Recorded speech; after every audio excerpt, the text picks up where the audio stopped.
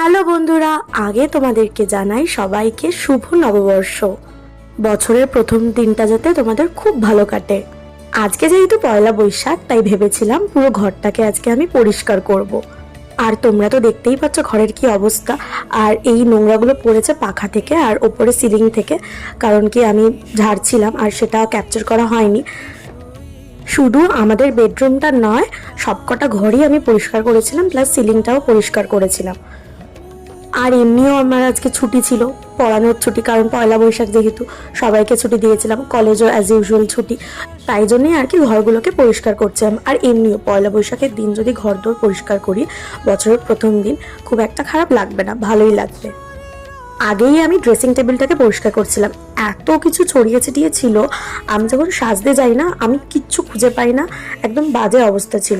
তাও তো সবটা আমি ওপরে ড্রেসিং টেবিলে রাখি না, নিচে রাখি, কারণ এখানে তো জায়গাই থাকে না। এই যে সুন্দর করে সাজিয়ে দিয়েছি, জানি না কতদিন এরমভাবে থাকবে, কিন্তু আমি শিওর যে এটা বেশি দিন থাকবে না। এটা পরিষ্কার করার পর এবার আমি চলে গেলাম এই দিকে।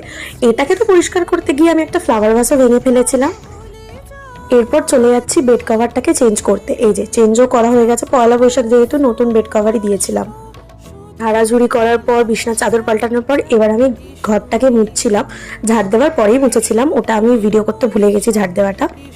সব ঘরই ভালো করে মুছেছিলাম আর ওই ঘরটাকেও পরিষ্কার করেছিলাম, যেই ঘরটায় আমরা এমনি মাঝে মধ্যে পড়াশোনার জন্য বসি। এই ঘরেরও বেড কভার চেঞ্জ করেছিলাম। সকাল 10টার সময় সব স্টার্ট করেছিলাম আর দুপুর 1টা বেজে গেছিল সব কমপ্লিট করতে। ঘর পরিষ্কার করার সাথে সাথে নিজেরও একটু স্কিন কেয়ার করেছিলাম। আর দুপুরে তো ছিল দারুণ মেনু, মাটন বিরিয়ানি আর চিকেন কষা।